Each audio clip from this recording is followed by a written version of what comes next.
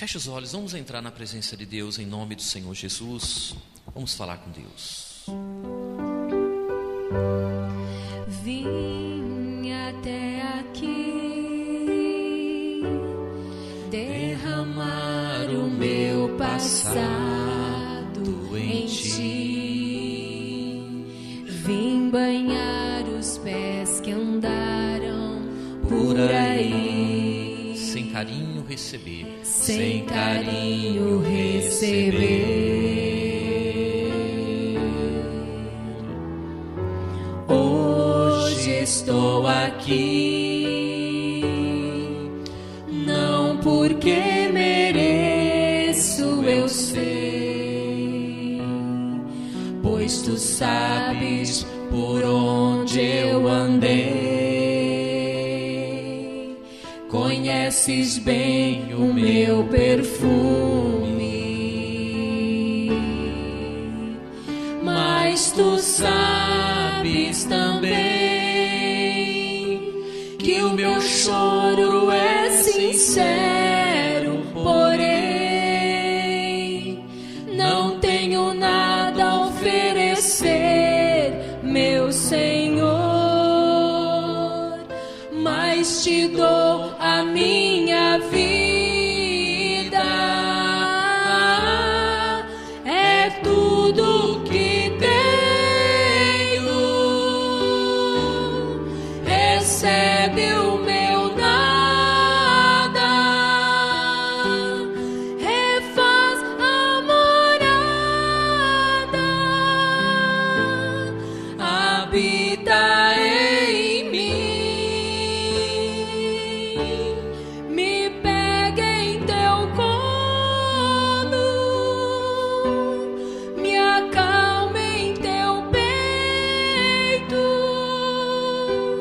Sou teu, sou eleito,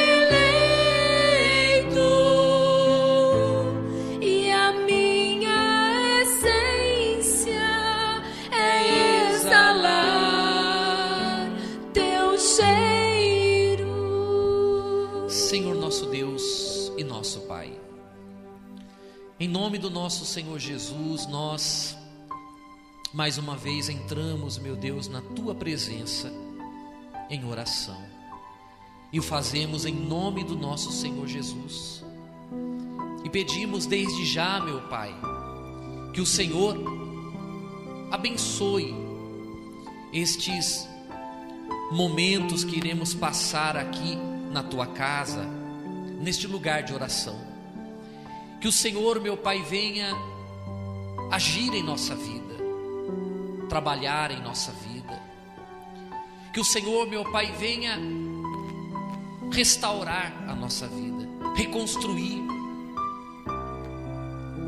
Por isso nós estamos aqui humildemente, com o nosso coração aberto para aprender, para ouvir a tua voz, para entender a tua vontade, meu Pai, e para deixar o Senhor conduzir a nossa vida. Em nome de Jesus, diga graças a Deus e dê uma salva de palmas bem forte, com toda a fé, ao nosso Senhor Jesus. Amém. Podem sentar. Graças a Deus. Bom, a Bíblia diz assim, olha, em Oséias, né? O meu povo sofre porque lhe falta conhecimento. Quando a gente conhece a verdade, nós somos libertos. A verdade liberta. Enquanto a pessoa está no engano, no erro, ela sofre, porque o mal trabalha na ignorância, mas a verdade liberta. É importante você conhecer a verdade, e nós vamos falar sobre finados. Para quê? Justamente para você ter um conhecimento claro a respeito desse assunto, amém? Mas antes de eu ler, o que eu quero falar para você? Você sabe que toda religião cristã, ou o cristianismo, digamos assim, a base dele é a palavra de Deus. A base do cristianismo é isso aqui. Toda igreja cristã, ela é fundamentada em quê? Nos ensinamentos de Cristo. Por isso que ela é chamada cristã. Ela é cristã porque ela é fundamentada nos ensinos de Cristo. Por exemplo, o budismo. ele é fundamentado nos ensinamentos de Cristo? Não, ele é fundamentado na filosofia do Buda, não é? Então eles praticam os cerimoniais deles, a crença deles é fundamentada nos ensinos de Buda. O cristianismo, ele é fundamentado nos ensinos de Jesus. Por que eu estou dizendo isso para você?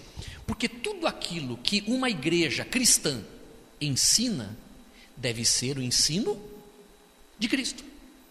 Eu sou pastor, eu preciso ter consciência de que aquilo que eu estou ensinando para você seja a palavra de Deus. E quando eu percebo que você não está vivendo de acordo com a palavra de Deus, a nossa obrigação é justamente lhe ensinar, alertar você para você entrar no trilho. Porque não adianta você ter nome de cristão e não agir segundo os princípios de Cristo. Essa é uma responsabilidade que cada um de nós tem. Por que eu estou falando isso? Se você perguntar assim para mim, pastor Paulo, a Bíblia fala sobre finados? Não. De Gênesis a Apocalipse, você não vai ler nada sobre finados. E eu vou explicar para você por quê. Primeira coisa que você precisa entender, que talvez você não saiba. A palavra finados significa algo que finou, chegou ao fim, está morto. Finados vem de fim. Então, quando nós falamos de finados, nós estamos falando de um dia que é celebrado, o dia daqueles que finaram, aqueles que morreram, aqueles que partiram dessa vida. O dia de finados foi instituído por um abade chamado Odílio, no ano de 998 depois de Cristo. Sendo que o último livro da Bíblia, chamado Apocalipse, ele foi escrito 90 depois de Cristo. No ano 90 depois de Cristo, foi encerrado a escritura da Bíblia. Finados foi instituído 998, ou seja, 902 anos depois de encerrada as escrituras. Por isso que você não vai ler na Bíblia sobre finados, porque veio 900 anos depois da Bíblia Sagrada. Então, no dia 2 de novembro foi oficialmente declarado o Dia dos Mortos ou Finados. Dentro do ritual de cultuar os mortos, dentro do ritual de finados, está rezar pelas almas que estão no purgatório. É uma das principais cerimônias de finados. Rezar pelas almas que estão no purgatório. Esse é o primeiro. Acender velas para iluminar o caminho daqueles que estão na escuridão. Visitar túmulos para conversar com os mortos. E ainda tem o cerimonial das flores, que hoje é uma tradição, mas na verdade o cerimonial de flores acontecia no velório, quando o corpo era velado. Porque naquela época, na Idade Média, apenas pessoas ricas tinham condição de pagar um embalsamento. As pessoas mais pobres não tinham. Então o que eles faziam? Enquanto o corpo era velado, para disfarçar o cheiro, eles enchiam o ambiente de flores, para misturar cheiro de flor com o cheiro do morto. E as pessoas poderem ficar mais tempo ali, podendo velar os seus mortos. E depois isso acabou virando uma tradição, que as pessoas hoje, mesmo sem necessidade, colocam flores no caixão, colocam lá as coroas de flores e tal. É assim que as pessoas costumam fazer hoje nos velórios, não é? Mas alguns aspectos são importantes a gente observar. Por exemplo, por que no dia de finados há reza pelos mortos? Porque a Igreja Católica, através do abade, instituiu que deveria haver um dia, que é o dia 1º de novembro, que deveria se rezar por todos os santos, por todos os mártires, aqueles que morreram em prol do Evangelho. E no dia seguinte, deveria se orar então, rezar pelos demais mortos, até por aqueles que foram para o purgatório, aqueles que morreram sem ir para o céu, digamos assim. E eles então faziam essas rezas, faziam essas orações, para que aqueles que foram para o purgatório fossem purificados dos seus pecados e pudessem sair o quanto antes do purgatório e entrar na onde? No céu, e ir para o céu. Eu estava falando ontem que na Igreja Católica, naquela época, haviam duas formas de você tirar uma pessoa do purgatório mais rápido. A primeira delas era essa aqui, rezando, só que era mais lento. Você rezava por aquela pessoa, ela ia sendo purificada, você está ajudando ela a se purificar e ela mais cedo ia para o céu. Mas havia um outro modo, que era chamado de indulgência. O que era a indulgência? A indulgência era assim, por exemplo, uma pessoa quando estava viva e ela cometesse um pecado, ela procurava o sacerdote perguntava assim para ela, o que você fez de errado? Aí ela falava, eu adulterei. Bom, então você vai fazer tantas rezas para purificar esse pecado teu, cancelando completamente o sacrifício de Jesus. Você já pode perceber que cancela totalmente o sacrifício de Cristo, a expiação de Cristo. Cristo expiou os nossos pecados, mas eles ensinavam que a pessoa tinha que expiar os próprios pecados. Então ela tinha que fazer o quê? Ela tinha que rezar muito tempo. Quando o pecado era mais grave, além disso, ela tinha que rezar durante meses e tinha que visitar leprosários, hospitais, fazer obra de caridade, para que ela de alguma forma pagasse pelo pecado que ela cometeu. Isso para os vivos. E para aqueles que morreram? Então a indulgência era da seguinte forma: uma pessoa rica, ela pegava os valores que ela tinha, os bens que ela tinha, e ela entregava na instituição católica. E esse pagamento, esse valor que eles entregavam na Igreja Católica, era o pagamento chamado de indulgência, que era uma substituição pelo pecado cometido por aqueles que estavam no purgatório. Era muito comum os reis, que eram muito amigos do clero católico, eles faziam muita coisa errada. Todo tipo de anarquia que você imaginar, os reis faziam. E quando eles iam morrer, o que eles faziam? Pegavam toda a riqueza deles, entregava na mão do padre, com a garantia de que pelo pagamento, pela indulgência, eles não iriam para o purgatório. Então eles compravam a salvação deles. Mas também podia ser feito pela família. Uma pessoa rica poderia pagar uma determinada indulgência para poder purificar o pecado de alguém que ela acredita que fez muita coisa errada e foi para o purgatório, para que aquela pessoa saísse do purgatório imediatamente pelo arcanjo Miguel e fosse levada para o céu. Então, era mais ou menos assim que funcionava. Então, a reza que foi instituída no dia de finados foi justamente para purificar os pecados daqueles que estão no purgatório. Agora, o detalhe é, não existe o purgatório na Bíblia. A pessoa, ela tem duas oportunidades: receber Jesus, ouvir o Evangelho, receber Jesus como Senhor e Salvador, ser sepultada através do batismo nas águas, receber a ressurreição dos mortos através do Espírito Santo, e quando ela morre, ela vai para Deus. A pessoa que morre sem receber Jesus, ela morre sem salvação, porque a Bíblia diz que não há salvação sem Cristo, não há salvação sem o Salvador, não há outro nome que o homem possa invocar no qual exista salvação, no qual o homem possa ser salvo. Não há o meio termo, que é o purgatório. Ou a pessoa é salva em Cristo, ou sem Cristo ela não é salva. Vai haver a ressurreição dos mortos, aqueles que morrerem em Cristo vão ressuscitar para a vida eterna, e aqueles que morreram sem Cristo vão para o juízo final, mas já vão sabendo o destino deles, porque eles rejeitaram a Cristo. Mas que fique claro que o purgatório não consta nas Sagradas Escrituras. Talvez você fique pensando assim: se o cristianismo ele tem que ser fundamentado nos ensinamentos de Cristo, então como que uma religião institui algo que não tem na Bíblia?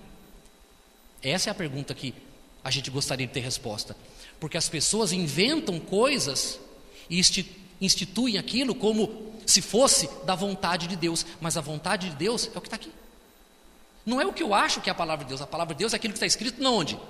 Na Bíblia Sagrada. Acender vela. Tem alguma lógica eu acender uma vela aqui dentro agora? Por quê?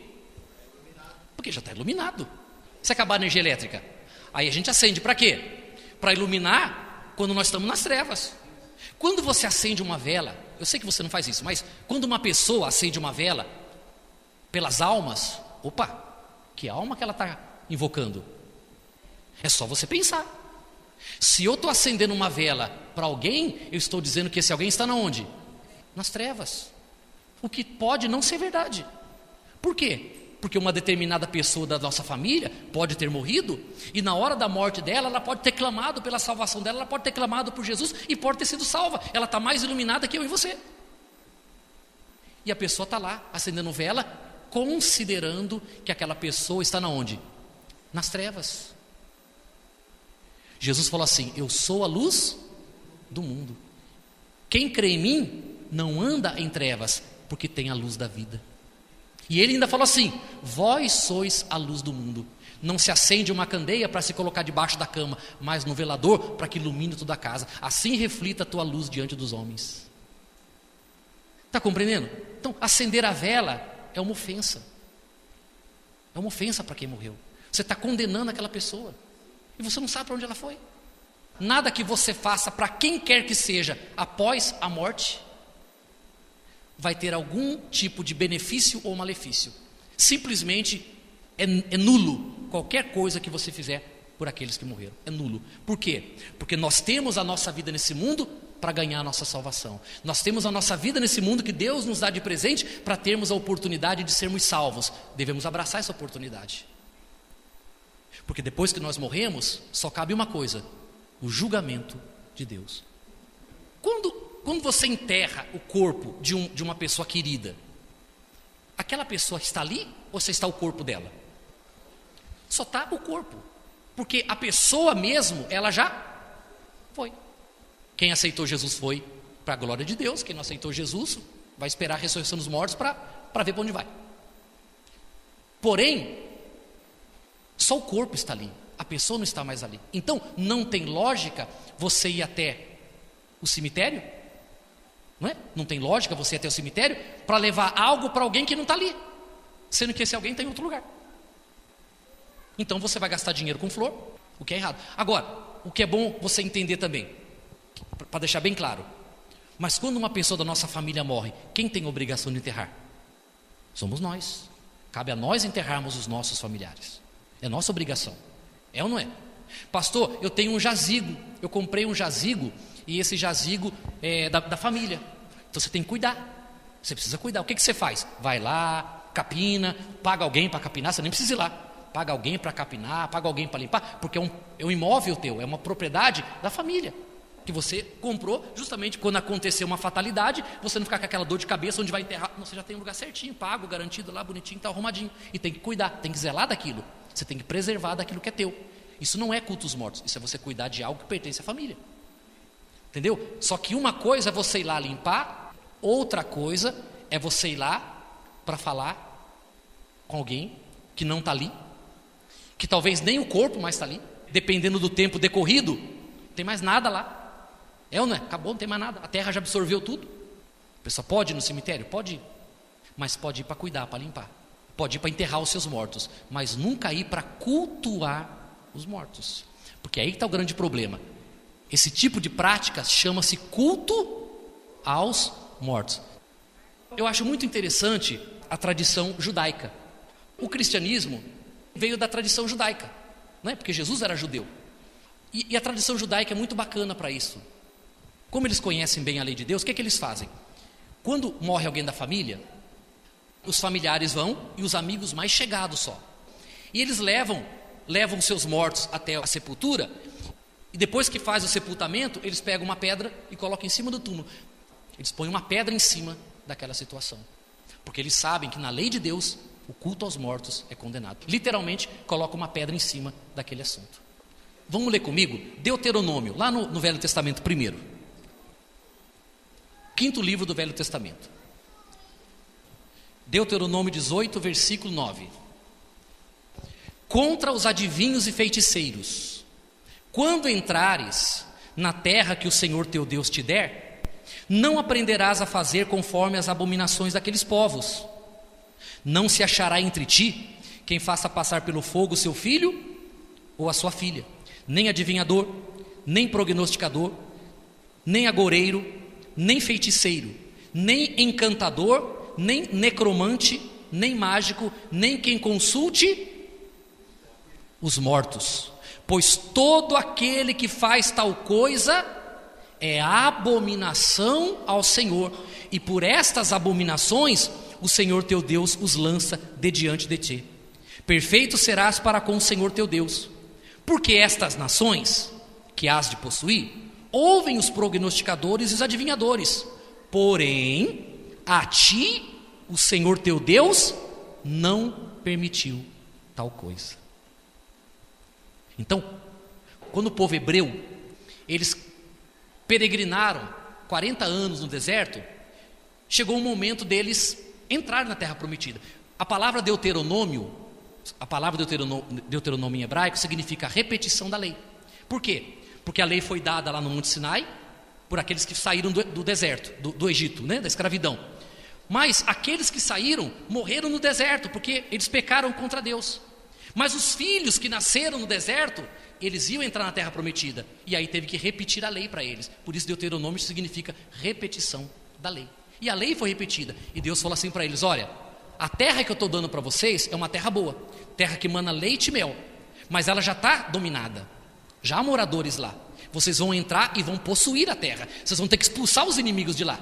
Tanto que teve aquelas batalhas, Jericó, Ai, muitas cidades eles tiveram que expulsar os moradores. Mas ele falou assim, ó, mas tem uma condição: vocês vão lutar, eu vou dar vitória para vocês, mas vocês não podem fazer o que aqueles povos fazem, porque os povos, nessa terra que vocês vão herdar, ouvem prognosticadores, adivinhadores, agoureiros, que são benzimentos, agoureiros, feiticeiros, e eles consultam os mortos. Mas a ti, o Senhor teu Deus, não permitiu tal coisa. Nós fazemos parte desse povo, porque nós somos o povo de Deus. Deus não permite a nós consultar adivinho, feiticeiro, bruxaria, macumbaria, benzimento. Deus não nos permite isso, e nem consultar os mortos. E quando você está rezando por um morto, você está fazendo consulta, você está tentando interagir com o morto, você está tentando se conectar com o morto. Isso chama-se culto aos mortos. Ficou claro? Então tá bom. Lucas 16, 19. Essa passagem que eu vou ler para vocês não é uma parábola, tá? Tem pessoa que fala a parábola do rico e Lázaro. Não é parábola. Isso aqui foi Jesus que falou. Uma parábola é quando você pega algo do cotidiano e usa para ilustrar alguma coisa espiritual. Isso aqui não é uma parábola. Isso aqui é o ensinamento de Jesus. O rico e o mendigo. Muito importante essa passagem aqui. Ora, havia certo homem rico que se vestia de púrpura e de linho finíssimo, e que todos os dias se regalava esplendidamente. Havia também certo mendigo, chamado Lázaro, coberto de chagas, que jazia à porta daquele, e desejava alimentar-se das migalhas que caíam da mesa do rico, e até os cães vinham lamber-lhe as úlceras. Aconteceu morrer o mendigo, e ser levado por quem? Pelos anjos para o seio de Abraão. Morreu também o rico e foi. Olha aqui, já tem uma diferença aqui. Lázaro morreu, o que aconteceu com ele? Foi levado para o seio de Abraão, foi levado para o céu pelos anjos. Morreu o rico, já não tinha anjo. Ele morreu e foi sepultado. O rico não foi para o inferno porque ele era rico, mas porque ele fechou o coração dele para o necessitado. Porque batiam na porta dele, ele vivia regalado, esplendidamente, mas ele nunca se importou com quem estava ao lado dele. Era um homem egoísta, avarento. Que fique claro, não foi a riqueza dele que mandou ele para o inferno, e nem foi a pobreza do outro que o mandou para o céu. Nada disso. Foi o comportamento de cada um diante da vida que fez a diferença. Olha agora, versículo 23. No inferno, estando em tormentos, levantou os olhos e viu ao longe a Abraão e Lázaro, que era o mendigo, no seu seio, próximo dele. Então, clamando, disse: Pai Abraão, tem misericórdia de mim, e manda Lázaro. Quem que é Lázaro, gente? O mendigo. O que o rico negava para ele? As migalhas que caíam da mesa. Mas olha a situação como virou. Ele disse assim para o pai Abraão: Pai Abraão, manda Lázaro que faça o quê? Que molhe em água a ponta do dedo e me refresque a língua, porque estou atormentado nesta chama. Ele humilhou o pobre a vida toda, e agora ele está sendo humilhado, porque ele dependeria que Lázaro molhasse a pontinha do dedo na água e colocasse só uma gotinha na língua dele, para que pudesse refrescar a língua dele, porque ele estava sendo atormentado por aquela chama. Olha a situação como mudou. Porque estou atormentado nesta chama. Disse, porém, Abraão: filho, lembra-te de que recebeste os teus bens em tua vida, e Lázaro igualmente os males. Agora, porém, aqui ele está consolado, e tu em tormentos. E além de tudo, está posto um grande abismo entre nós e vós, de sorte que os que querem passar daqui para vós outros não podem, nem os de lá passar para cá. Eu até entendo que os de lá queiram passar para cá, como é o caso de Lázaro, mas é difícil entender que alguém aqui quer ir para lá. Não é difícil entender, mas há uma resposta. Você vê que Abraão chamou o rico de quê? Filho. O sentimento de pai, de mãe, o nosso sentimento de pai, de mãe, de família, não pode salvar nossa família. O seu filho querido, o seu filho trabalhador, honesto, o seu pai que foi um bom homem, ele nunca vai ser salvo e nunca vai para o céu, porque ele é bom, trabalhador e honesto. Está compreendendo? Nós somos salvos por uma decisão que nós tomamos aqui. Precisamos tomar essa decisão. Por isso que nós batemos esse mês aqui na igreja, praticamente, falando sobre o quê?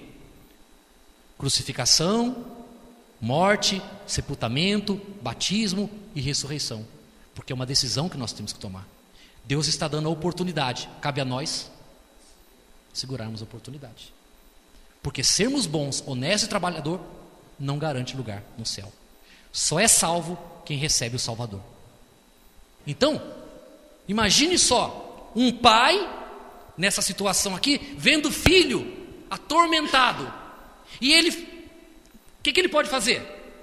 Nada, porque a Bíblia fala que há um abismo entre os dois. Foi para o inferno, não tem retorno. A pessoa morre, foi para o inferno, não é o purgatório, é o inferno. E não há nada que se possa fazer, não há nada que um pai e uma mãe possa fazer que mude essa situação. Por isso nós temos que ganhar nossa salvação enquanto nós temos a oportunidade. Deixa eu terminar aqui a leitura. Então replicou: pai, olha o pedido dele: pai, eu te imploro que mandes a minha casa paterna. Eu te imploro que o mandes. O mandes quem? Lázaro. Mande ele na minha casa paterna, porque tenho quantos? 5 irmãos, para que lhes dê testemunho, a fim de não virem também para este lugar de... Olha a preocupação dele. Tarde demais para se preocupar com a família. Porque agora, em tormento, ele chegou à seguinte conclusão: tenho 5 irmãos, e a possibilidade deles virem para cá é grande. Porque eles viviam exatamente como eu vivia. Só que era tarde, não há mais o que fazer. E ele pediu: pai, manda então, já que Lázaro não pode molhar o dedo com água e pôr na minha boca, manda pelo menos ele voltar, ressuscitar e voltar, falar lá com os meus irmãos, para eles não virem para cá. Faz pelo menos isso. Foi o pedido dele. Tarde demais. Respondeu Abraão: eles têm Moisés e os profetas, porque não havia ainda o evangelho. Eles têm Moisés e os profetas. Faça o quê? Ouça-nos. Ouça o quê? Moisés, a lei, os profetas, as profecias. O que eu estou dizendo? É isso aqui que nós temos que ouvir. E ele falou assim: lá na terra onde eles estão, onde você estava, tem lá os meus servos, homens de Deus que eu instituí para pregar a minha palavra. Eles têm que ouvir. Para eles não virem para cá onde você está, eles têm que ouvir. Porque se eles não quiserem ouvir, eles vão para aí. Não tem o que fazer. Mesmo que eu mande Lázaro, foi o que ele respondeu aqui, olha. Mas ele insistiu: não, pai Abraão, se alguém dentre os mortos for ter com eles, arrepender-se-ão. Abraão, porém, lhe respondeu: se não ouvem a Moisés e os profetas, tampouco se deixarão persuadir, ainda que ressuscite alguém dentre os mortos. Olha como isso é sério. Como é sério você estar sentadinho na igreja, ouvindo a palavra de Deus. Não fazer desdém da palavra de Deus. Não desprezar a orientação que um homem de Deus dá para você, tentando botar você no caminho de Deus. E que às vezes as pessoas levam de qualquer maneira. O valor que tem. Mas a gente só vai ver esse valor aqui, nesse dia. De um lado ou do outro que você tiver. Você vai ver o valor que tinha você ter ouvido a palavra de Deus. Porque é ela que nos salva. É ela que nos mostra, nos aponta para Jesus. Então, observa. O rico, se ele pudesse, ele falaria com os irmãos dele? Falaria. Mas eu pergunto, ele pôde falar? Pai, manda Lázaro. Não dá. Acabou o vínculo. Nem quem está na terra pode chegar a vocês aqui, e nem vocês aqui podem chegar a quem está lá. O vínculo está quebrado. São dois mundos completamente diferentes. Os que estão na terra não podem se comunicar com os mortos, e nem os mortos podem se comunicar com os que estão na terra. Não há. Se eles tentarem falar com vocês, é culto aos mortos. É isso que vai acontecer. Ainda pecam mais ainda se tentarem fazer isso. Deu para compreender, pessoal? Sim ou não? Eu estou tentando mostrar para você o erro, o engano atrás dessa cerimônia chamada finados. Que não é uma instituição bíblica, não é uma ordenança bíblica, não é uma orientação bíblica. Isso foi instituído 998 anos depois de Cristo. Que alguém inventou para tentar de alguma forma escravizar as pessoas num erro, cometendo um pecado grave que é o culto aos mortos. Só para terminar agora, a última passagem que eu vou ler, vamos ler Eclesiastes, capítulo 9. Eclesiastes 9, 4. Diz assim, olha, presta atenção. Para aquele que está entre os vivos, há esperança. Porque mais vale um cão vivo que um leão morto.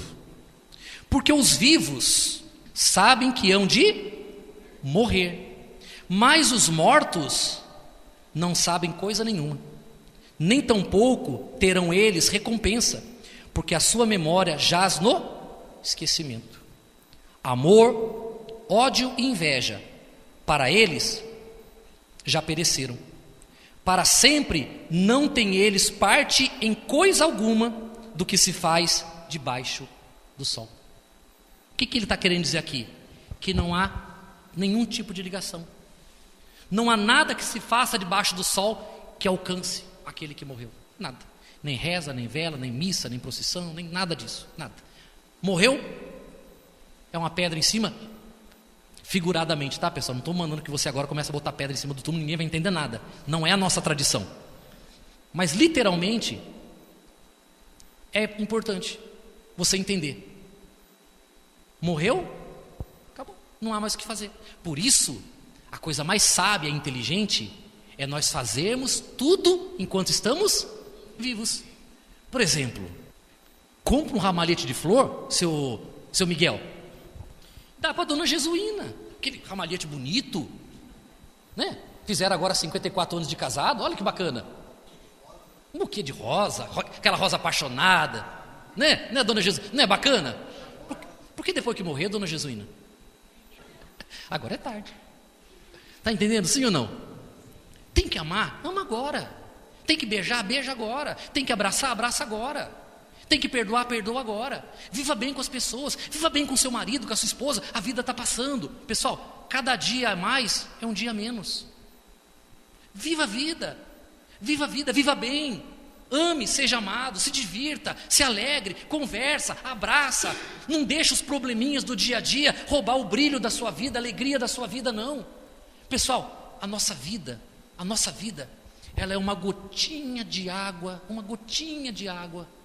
no oceano da vida eterna. Uma gotinha. Sabe o que é uma gotinha? Sabe o que é você chegar lá na praia de Santos? Na praia do Gonzaga? E você chegar assim, você, eu vou ajudar esse oceano. Pega um conta-gotas, aquele de pingar assim no nariz, pega uma gotinha de água assim, num balde, bota um pinguinho assim no mar e fala assim: ah, eu ajudei a encher esse oceano. Fez alguma diferença? Aquela gotinha são 120 anos de existência nesse mundo. O oceano é a vida eterna. Porque a vida eterna, ela é eterna. É para sempre. Bilhões, bilhões, trilhões, quatrilhões de anos. Não existe como mensurar a vida eterna. Essa vida nossa aqui é uma gotinha. E tem gente pegando essa gotinha e fazendo mau uso dela. Mágoa, ressentimento, ódio, briga, picuinha. Sabe o que é picuinha? Tô de mal. 3 dias de bico. Não fala comigo que eu não falo com você. 3 dias de bico.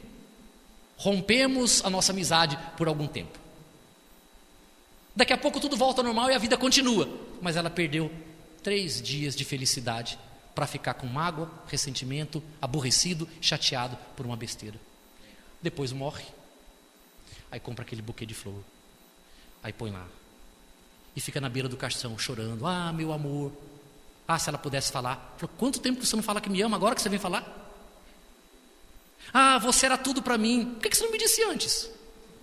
É ou não é? Eu não sou nada sem você. E eu achava que você tinha outras mulheres.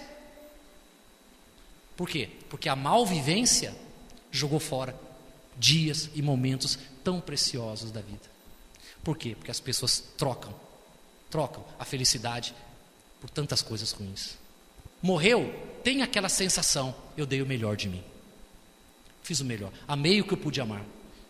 Se não fiz mais é porque eu não sabia fazer mais, mas fiz o que eu podia, amei, respeitei, perdoei, tive paciência, ajudei, fiz o que eu pude. Agora, santinha, vai com Deus. É ou não é? Outra coisa importante: poxa, lutei pela minha família, levei elas para Jesus, eu ajudei a minha família a conhecer o caminho de Deus, ajudei a minha família a conhecer o caminho da salvação, ajudei a minha família a se encontrar com Deus. Olha que valor, olha que riqueza que você tem. Você mostrou para a família o caminho do céu, que é o que a gente tenta fazer todo dia aqui na igreja com vocês, e que vocês podem tentar fazer com a família de vocês.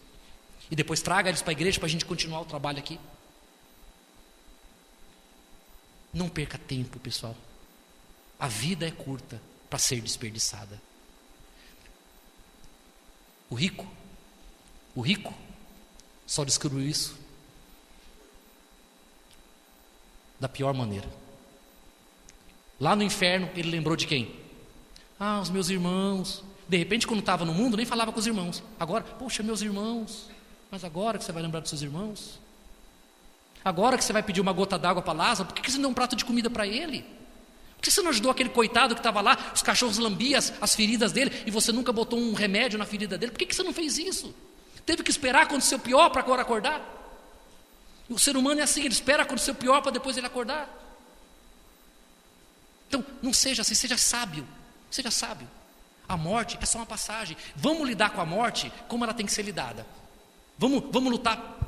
Está doente? Vamos orar pela saúde, pela cura, pela libertação, para libertar. Vamos orar, vamos lutar. Vamos lá no hospital visitar, está internado. Vamos visitar no hospital, vamos orar para ele e tal. Mas se chegou a hora dele e ele morreu, deixa ele ir.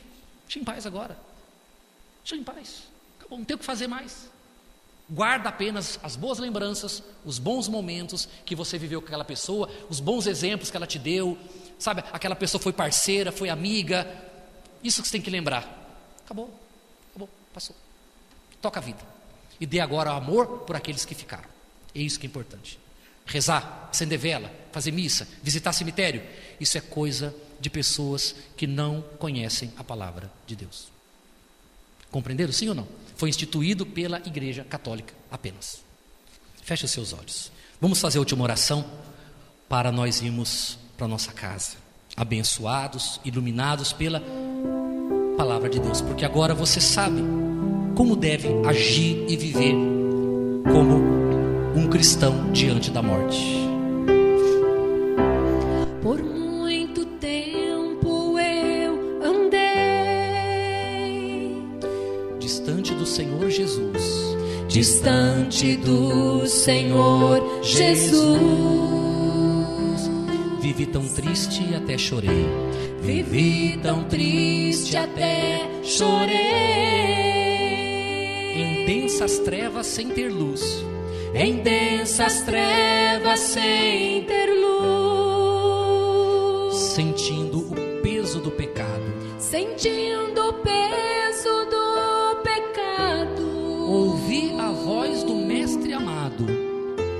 ouvi a voz do Mestre amado,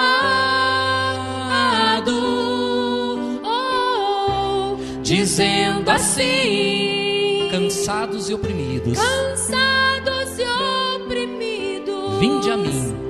vinde a mim, e eu vos aliviarei.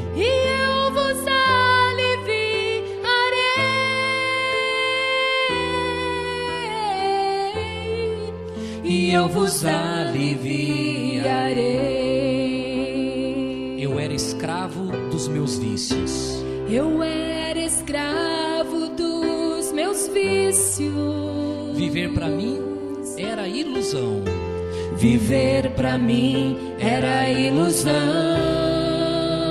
Sempre caindo em precipícios. Sempre caindo em precipícios. Em busca de satisfação.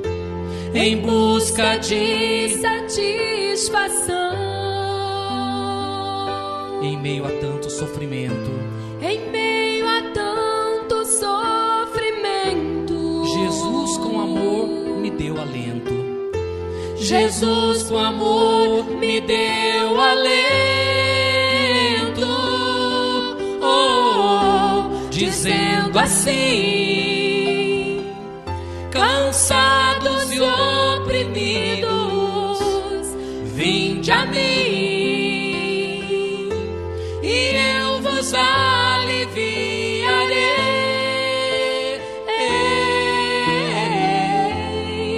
E eu vos aliviarei.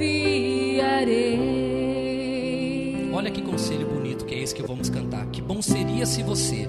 Que bom seria se você fizesse assim como eu já fiz. Fizesse assim como eu já fiz. Abandonasse seus pecados. Abandonasse seus pecados. Em troca de um viver feliz. Em troca de um viver feliz. Você seria perdoado. Você seria perdoado. Se ouvisse a voz do Mestre amado. Se ouvisse a voz Salvador amado, dizendo assim: cansados e oprimidos, vinde a mim, e eu vos aliviarei.